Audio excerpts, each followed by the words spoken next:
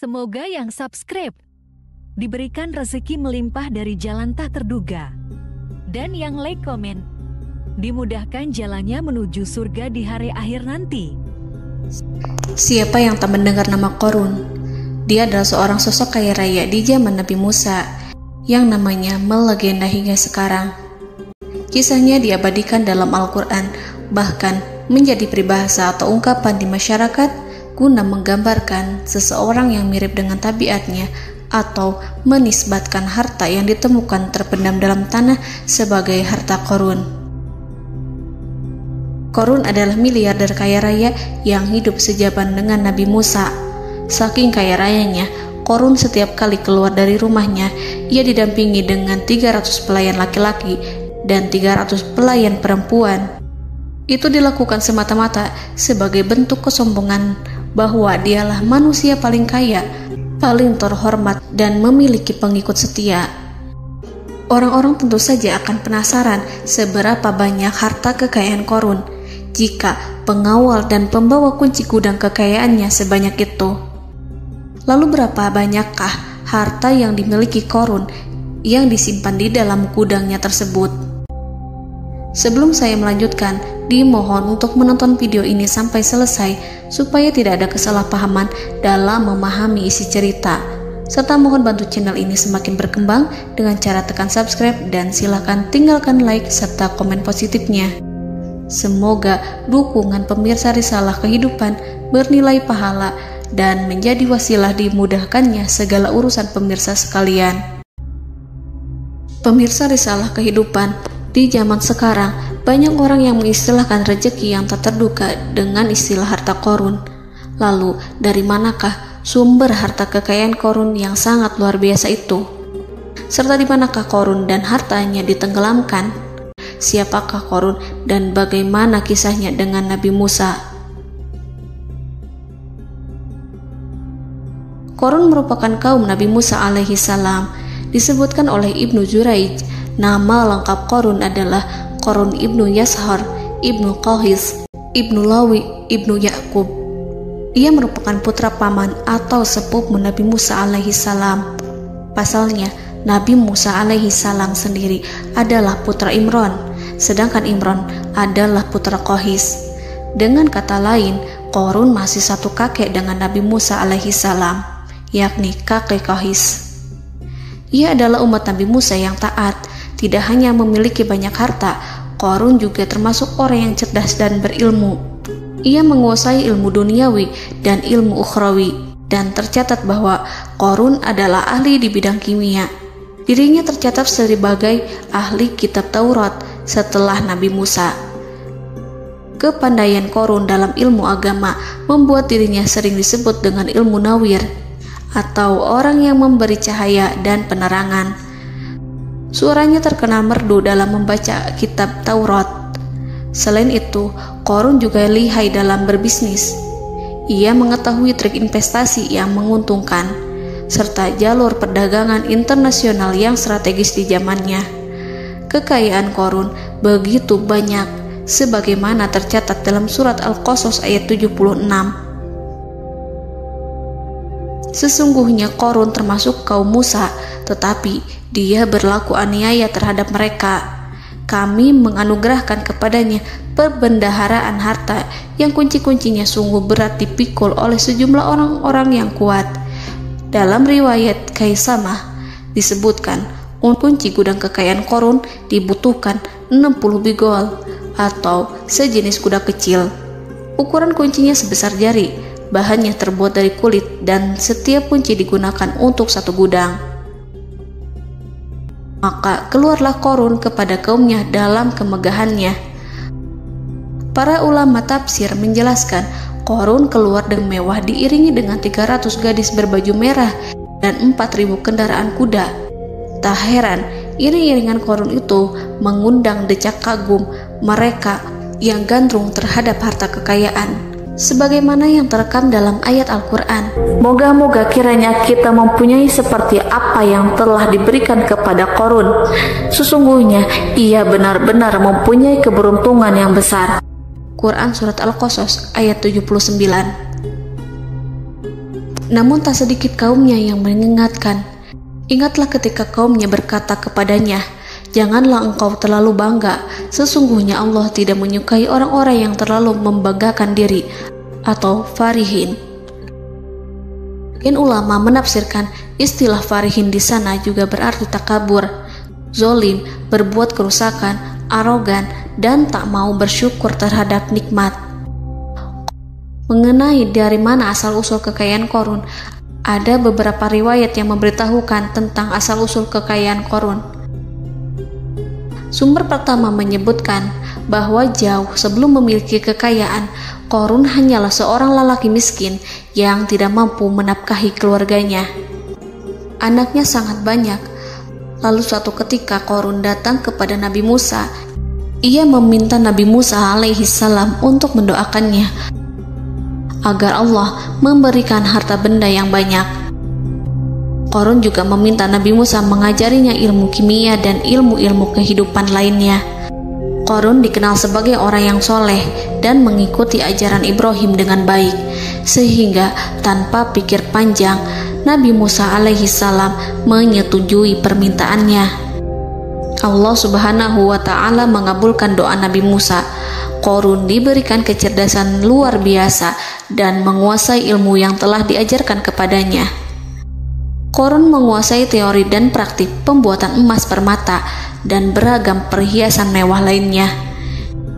Ia juga pakar dalam ilmu arsitektur, rancangan bangunan, penataan kota, dan lain sebagainya.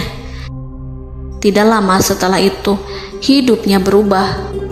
Qorun pun hidup dengan bergelimbang harta. Ribuan gudang yang dimilikinya penuh dengan emas dan perak. Namun sayangnya, keberuntungan yang didapatkannya membuatnya gelap mata. Qorun mulai hidup dengan penuh pamer, keangkuhan, dan penuh kesombongan. Kekayaan yang diberikan Allah Subhanahu wa Ta'ala membuatnya lupa dengan Sang Maha Pemberi. Qorun merasa lebih terhormat dan mulia dibandingkan Nabi Musa. Ia pun akhirnya membelot dan durhaka pada Musa. Ia mengingkari janji-janjinya dulu dan beralih menjadi pengikut Fir'aun yang setia. Loyalitas Qorun terhadap Fir'aun membuatnya diangkat menjadi kepala mandor yang membawahi ribuan pekerja. Dikisahkan bahwa Qorun bersikap semena-mena terhadap para pekerja. Ia tega memotong upah mereka.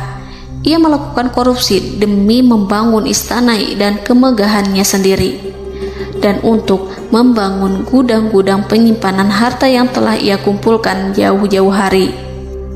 Ketika datang perintah zakat, Nabi Musa alaihissalam pergi menemui Qorun dan memerintahnya mengeluarkan zakat sebesar 1 dinar dari setiap 1000 dinar hartanya, 1 dirham dari setiap 1000 dirham, 1 kambing dari setiap 1000 kambing, dan seterusnya.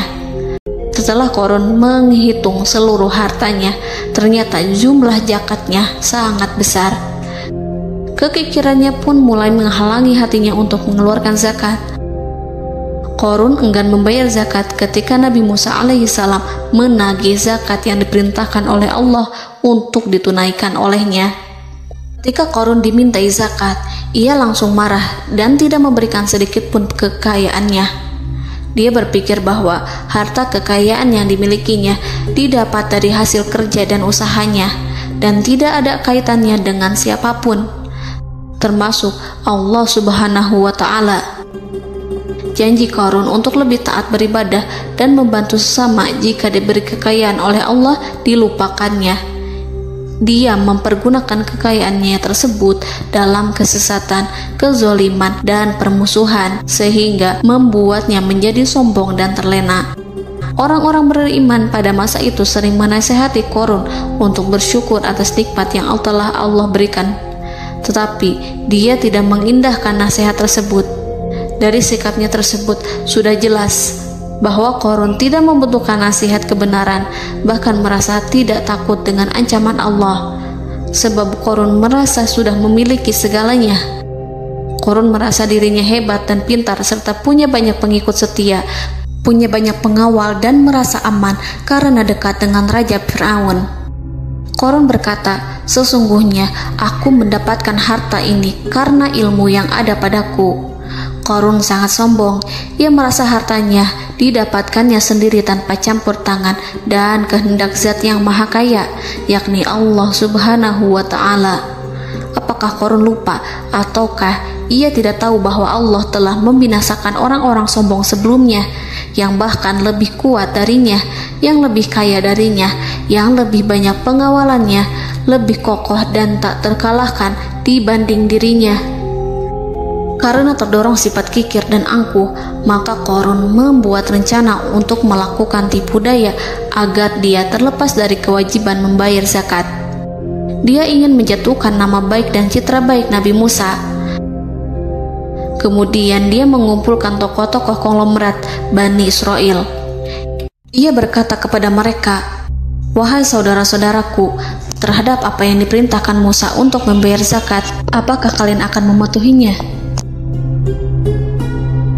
Sekarang dia hendak mengambil harta yang ada di tangan kalian, maka pikirkanlah suatu cara untuk menghindari perintahnya."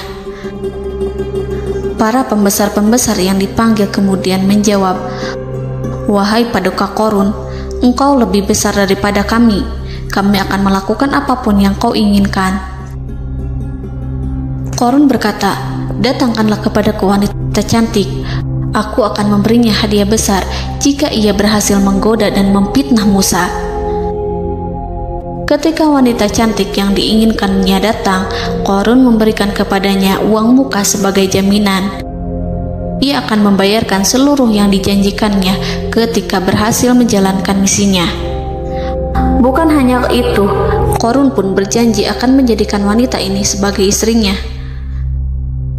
Keesokan harinya, Korun mengumpulkan Bani Israel. Setelah itu, Korun menghadap kepada Nabi Musa seraya berkata, "Orang-orang menanti kedatangan Anda, sampaikanlah saran dan nasihat kepada mereka." Nabi Musa kemudian keluar dari rumahnya. Ia mulai menyampaikan nasihat pada umatnya. Di antara nasihatnya, beliau berkata, "Barang siapa yang mencuri, aku akan memotong tangannya. Barang siapa yang memfitnah, aku akan mencambuknya sebanyak 70 kali. Barang siapa yang tidak mempunyai istri dan dia berbuat zina, maka aku akan mencambuknya sebanyak 70 kali. Adapun barang siapa yang memiliki istri dan ia berbuat zina, aku akan rajam dia sampai mati." Korun kemudian berkata, "Apakah ini juga berlaku untuk Anda jika Anda sendiri yang berbuat zina? Apakah Anda akan menerima hukumannya?" Kemudian Nabi Musa menjawab, "Ya, meskipun saya sendiri yang melakukannya."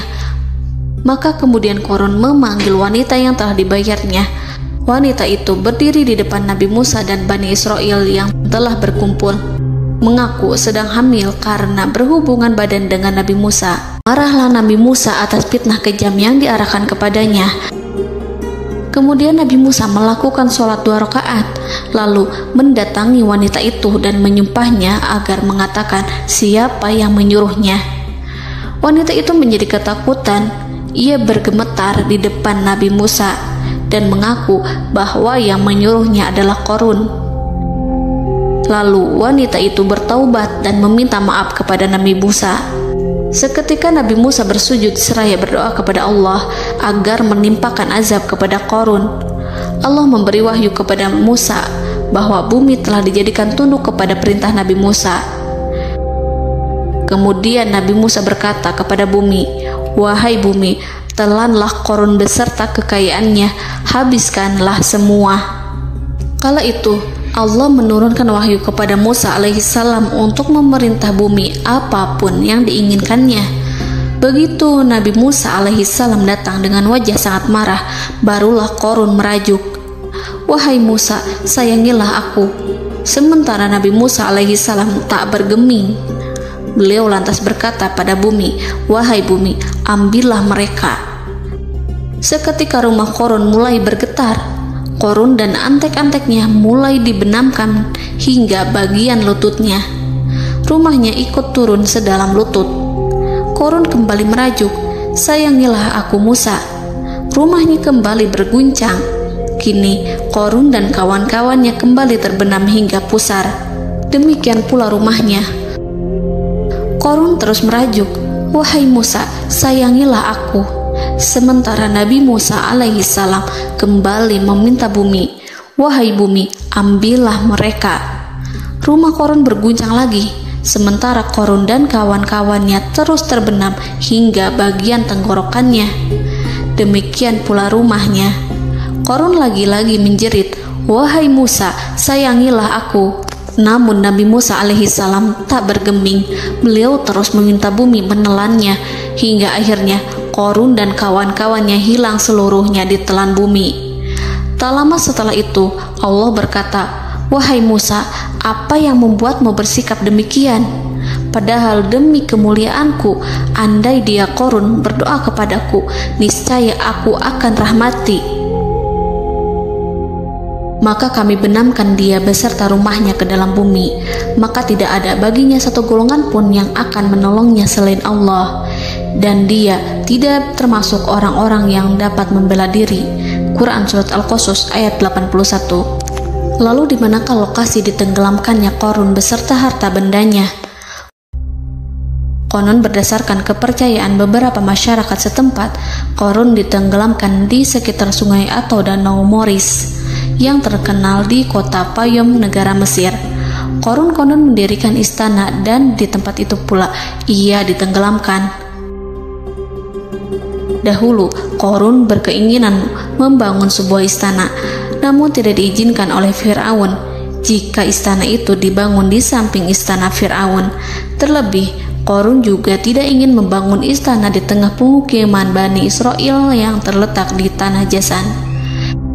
Fir'aun pun memberikan tanah di wilayah Fayom. Kemudian di tepi sungai Payom inilah Korun membangun istananya yang megah, dan di dalamnya ia membangun Al-Khunuj, gudang penyimpanan harta berisi emas dan perak. Salah satu bukti arkeologis yang dapat dijumpai di lokasi tersebut adalah runtuhan bangunan yang diduga sebagai tempat tinggal Korun yang berjarak sekitar 2 km dari Danau Korun. Menurut beberapa sumber, bangunan yang masih berdiri kokoh tersebut adalah benteng yang dibangun oleh Korun. Namun ada juga yang mengatakan bahwa bangunan tersebut adalah tempat tinggalnya. Wallahu a'lam. Semoga kita semua dijadikan orang yang Allah mampukan menjadi orang kaya namun tidak seperti Korun,